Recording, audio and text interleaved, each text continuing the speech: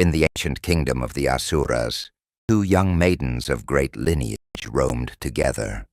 Devyani, the daughter of the great sage Shukracharya, preceptor of the Asuras, and Sharmishtha, the proud princess, daughter of King Vrishaparva. One bright day, the two maidens, along with their companions, wandered into a lush royal forest garden. The air was scented with blooming lotuses, and in the middle lay a clear pond, fed by a flowing stream. They laughed and decided to bathe, as was custom in those times. Leaving their silken garments on the grassy banks, they stepped into the cool waters, splashing, swimming, and playing like sisters. After their bath, the maidens emerged from the water to dress. But in the confusion, Devyani mistakenly picked up Sharmishtha's garments and adorned herself with them. Sharmishtha noticed instantly. Her eyes blazed with fury. "You, a mere Brahmin's daughter, dare to wear the robes of the princess of the Asuras. Do you not know that my birth, my lineage, is higher than yours?" Devyani froze, stunned at the insult. Around them, the other maidens fell silent. Sharmishtha pressed on, her tongue sharp like arrows. Belittling Devyani's status, her father's power, and her Brahmin blood. Humiliation burned within Sharmishtha's chest like fire. Her pride as a princess could not bear such scorn. In a fit of unrestrained rage and that fury, Sharmishtha struck Devyani, grabbed her by the hair, and pushed her deep into a well nearby. The companions gasped, but none dared interfere. Devyani tumbled into the darkness, her cries echoing, abandoned and trapped. Hours later, destiny brought a wandering king to that very forest. He was Yayati, son of King Nahusha, a mighty ruler of the lunar dynasty. While hunting, Yayati passed by the grove and heard faint cries rising from the old stone well. Curious, he peered inside. There, covered in dust, but glowing with unmatched beauty, was Devyani. "Who are you, fair maiden, trapped in this darkness?" Yayati asked. "I am Devyani, daughter of Shukracharya, abandoned here by cruelty. Please, extend your hand and save me." With compassion, Yayati lowered his hand and lifted her out of the well. But in that very act lay the seed of fate. In those times, the touch of a man upon an unmarried maiden was seen as binding. Devyani, her heart stirred by both gratitude and pride, declared before him, "O king, you have touched me with your hand. By Dharma, you must take me as your wife." Yayati was struck silent, for this chance encounter would shape the destiny of his life and of kingdoms to come. When Shukracharya, the mighty guru of the Asuras, learned what had befallen his daughter, his wrath shook the court of Vrishaparva. Devyani, bruised in body and spirit, stood before her father and cried, "Father, Sharmishtha, the king's daughter, pushed me into a well. Is this how they treat your only child?" The sage's eyes blazed. "If such insult and cruelty are done to my blood, then I, Shukracharya, shall abandon the Asuras this very moment." Vrishaparva, terrified, fell at the sage's feet. Without Shukracharya's wisdom, the Asuras could not stand against the Devas. He pleaded, "O venerable one, punish me, but do not forsake us. Ask anything, but let your anger cool." Shukracharya's decision was merciless. "Sharmishtha shall become Devyani's maid.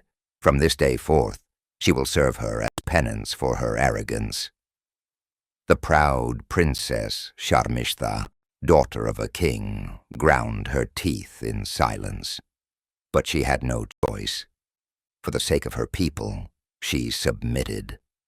From that day on, she followed Devyani everywhere, like a shadow, to fetch water, to arrange ornaments, to comb her hair. The princess now served the Brahmin's daughter. But Devyani's heart remained tied to the memory of Yayati.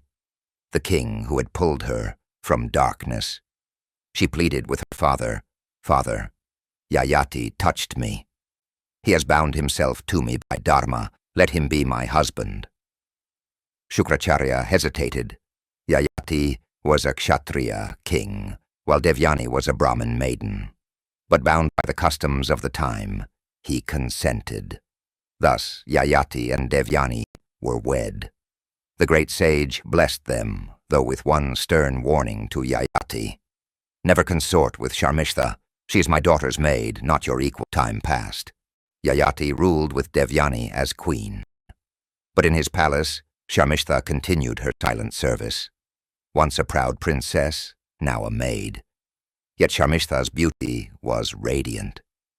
One day she approached Yayati in secret, her eyes burning with suppressed pride. "King," she said, "though I serve as maid, I am still daughter of a ruler. Will you deny me the right of womanhood, of children?" "Only because your father-in-law commands it." Yayati hesitated, torn between loyalty to Devyani and temptation. But the fire of desire consumed him. He secretly took Sharmishtha as wife, and from their union were born 3 sons. For a time, the secret was kept. But truth cannot remain hidden forever. One day, Devyani discovered Sharmishtha's children. Her world shattered. She stormed to her father, Shukracharya, her voice trembling with grief. "Father, Yayati has betrayed me. He has taken my maid, my servant, as wife, and fathered children with her." Shukracharya's fury was limitless. His voice echoed like thunder. "Yayati, you have broken your vow. You have defiled my trust. From this day forth I curse you with untimely old age. Your youth is stripped away, and untimely old age shall cling to your body." This unfortunately backfires on Devyani. She cries to her father, "You cursed him with old age, but what of me? What will I do with a husband who has grown wrinkled and weak? What joy, what love, what pride is left for me?" Moved by his plea, Shukracharya relented slightly. So be it. Yayati visits the priest and keeps begging for mercy. Shukracharya remarks, "If any son of yours agrees to bear your old age, you may take his youth." One by one, Yayati asked his sons. None agreed. For who would willingly embrace weakness, sickness, and decay? But finally his youngest son, Puru, bowed before him. "Father, I will take your burden, accept my youth, and live your desires. Let me serve you through sacrifice." Thus the old king shed his withered form and regained the bloom of youth, while Puru bore the heavy weight of premature old age. With renewed youth, Yayati plunged headlong into the pleasures of the world. He married many women, loved countless maidens, conquered lands, and expanded his glory. For 1,000 years he reveled. Wine, music, queens, and victories filled his life. His hunger seemed endless. But at last, even Yayati realized, no desire is ever satisfied by indulgence. It only burns hotter, like fire fed with ghee. In repentance, he returned Puru's youth and took back his old age, accepting the truth of mortality.